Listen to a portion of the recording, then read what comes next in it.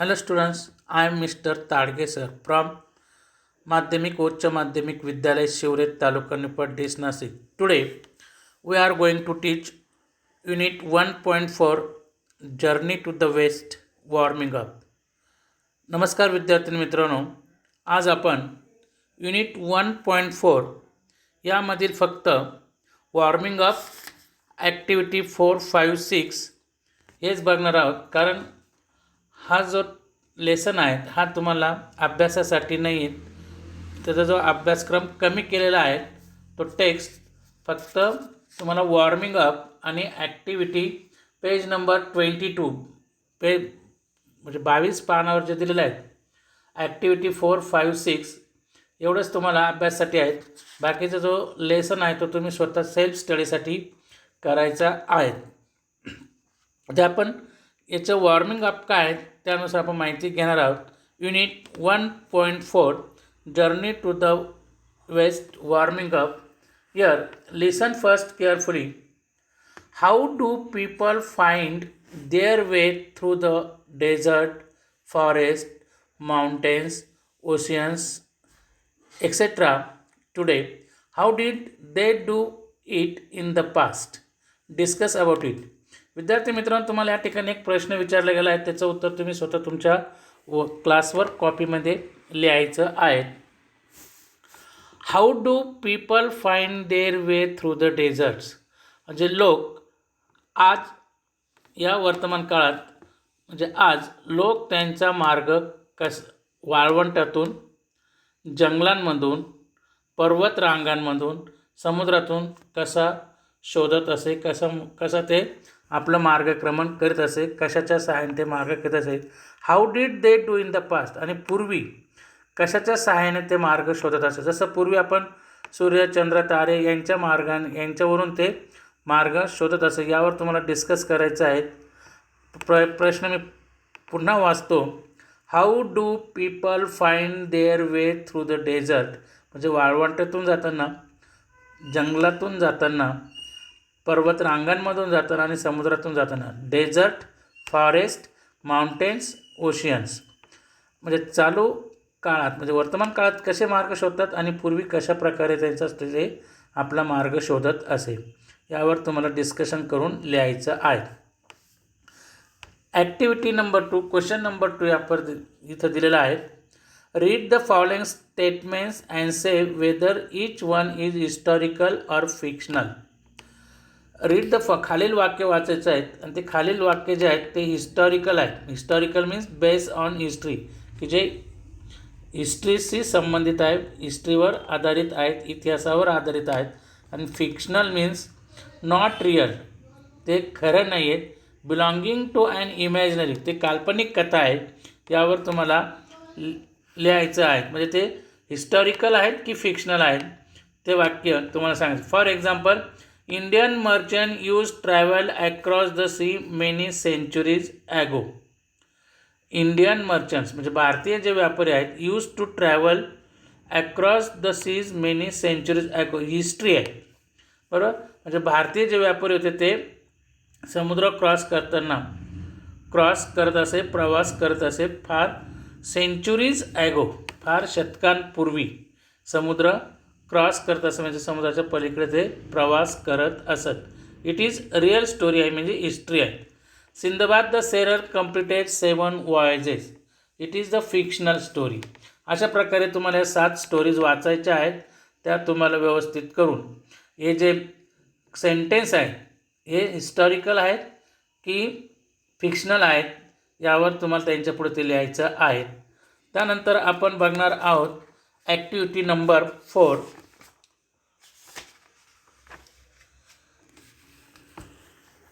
ॲजची रचना आहे activity number 4मध्ये. As means for example, listen it silent. As big as pillar. म्हणजे as ही कंपॅरिझनची डिग्री आहे, तुलना करण्यासाठी. As big as pillar. Pillar जैसा म्हणजे जो खांब असतो, पिलर म्हणजे खांबा जसा, खांबाप्रमाणे उंच, याचा अर्थ असा मोठा. ॲज बिग खांबाप्रमाणे मोठा. As tiny as needle. म्हणजे निडल मीन्स सुई, सुई इतका लहान असं त्यांना म्हणायचं आहे. म्हणजे तुमचं लक्ष असेल, listen and read silently complete the activity. As big as pillar, as tiny as needle, as small as ant, म्हणजे मुंगीप्रमाणे लहान. ॲज ची ही रचना आहे. कंपॅरेटिव्ह डिग्रीमध्ये याचा उपयोग केला जातो, degrees of comparison. As tall as building, building जसा उंच, बिल्डिंगप्रमाणे उंच याप्रमाणे. As strong as elephant, as clever as Rahul. Now इथं तुम्हाला एक एक्झरसाइज दिली आहे, ती तुम्ही कंप्लीट करायची आहे. Now complete the following phrases using your imagination. स्वतःची कल्पना वापरून आपण स्वतः खालील दिलेले जे वाक्य आहेत ते पूर्ण करायचे आहेत आणि स्वतःचे काही रचना ॲजची रचना करायची आहेत. यासाठी ॲडजेक्टिव्ह याने विशेषण महत्त्व आहे. As smart as Rahul, as clever as Nita यासारखी वाक्यरचना तुम्हाला बनवायची आहेत. As smart as hard as sharp as sweet as soft as black as cold as long हे संपूर्ण वाक्यरचना तुम्हाला कंप्लीट करायची आहे आणि स्वतःची सुद्धा काही वाक्य यामध्ये लिहायची आहेत. त्यानंतर आपण activity number 5, prefix, suffixes and root words. Student, you know that many times a letter or a group of letter is added before or after to word make new words. विद्यार्थ्यांनो, तुम्हाला माहीत आहे बहुतेक वेळा नवीन शब्द बनवण्यासाठी त्याच्या मागे किंवा पुढे काही शब्द किंवा शब्दांचा ग्रुप 2-3 शब्द लावले जातात. त्याला आपण प्रेफिक्सेस आणि सफिक्सेस म्हणतो. त्याला एक रूट वर्ड जो असतो, रूट वर्ड मीन्स मूळ शब्द, बेसिक वर्ड, त्याला मागे किंवा पुढे काही शब्द जोडले जातात. त्यालाच जे पुढे जोडले जातात त्याला प्रेफिक्स म्हणतात आणि शेवटी जे जोडले जातात त्याला सफिक्स म्हणतात.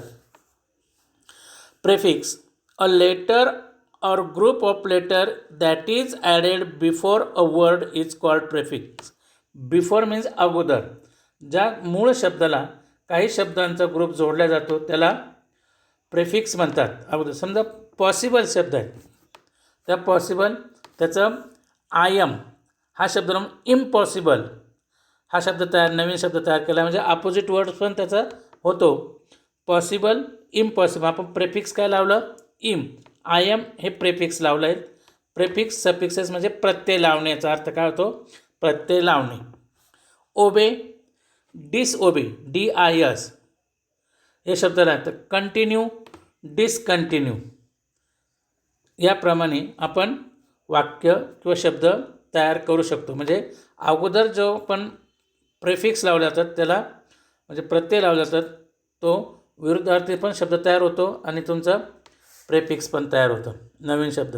आता हे प्रेफिक्स कोणत्या प्रकारचे असतात, on, in, im, dis, mis, il, ir, ant, anti, yes, septic, antiseptic, regular, irregular, त्यानंतर लिमिटेड, अनलिमिटेड, इन याप्रमाणे आपण शब्द लावू शकतो. These are some prefixes to make new words और ऑपोजिट वर्ड्स. म्हणजे नवीन शब्द किंवा ऑपोजिट वर्ड तयार करण्यासाठी हे प्रेफिक्सेस लावतो. कोणकोणते प्रेफिक्सेस आहेत, on, in, im, dis, miss, इर, ill, anti यासारखे भरपूर असे प्रेफिक्सेस आहेत. आता सफिक्सेस, अ लेटर और group of letters that is added after words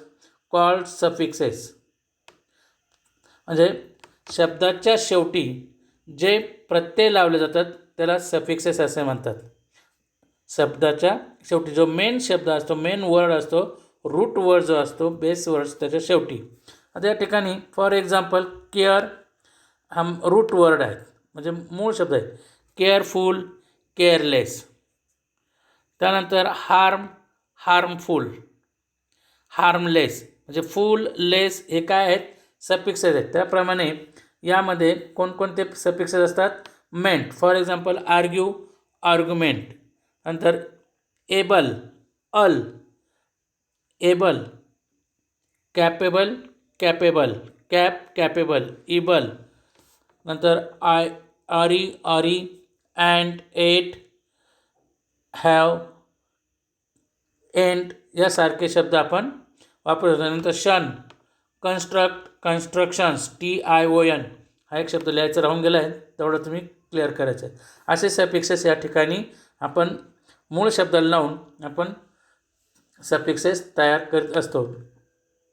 activity number 6 आपण आता बघणार आहोत. अपोजिट वर्ड्स किंवा मिनिंग, त्याचा अपोजिट वर्ड्स कशा प्रकारे तयार करायचं. Guess the meaning. अनफॅमिलियर आणि अनबिलिव्हेबल. फॅमिलियर म्हणजे परिचित, अनफॅमिलियर अपरिचित. बिलिव्हेबल मीन्स विश्वसनीय, अनबिलिव्हेबल अविश्वसनीय. म्हणजे असे अपोजिट वर्डसुद्धा आपल्याला त्यामधून करता येतात. Now write the opposite of unsafe, unimportant, uninteresting, unknown, unkind. म्हणजे ही जे प्रेफिक्सेस लावलेला आहेत, तो अन शब्द काढला की ऑटोमॅटिक काय तयार होतं तुमचं? Opposite words. Uninteresting, interesting. Unknown, known. Unkind, kind. Unlimited, limited. Unless, less. Unintelligent, intelligent. याप्रमाणे तुम्ही अपोजिट वर्ड्स लिहू शकतात. आता या ठिकाणी एक एक्झरसाइज देतो आहे. एक्झरसाइज. यूज प्रेफिक्सेस और suffixes of the following words.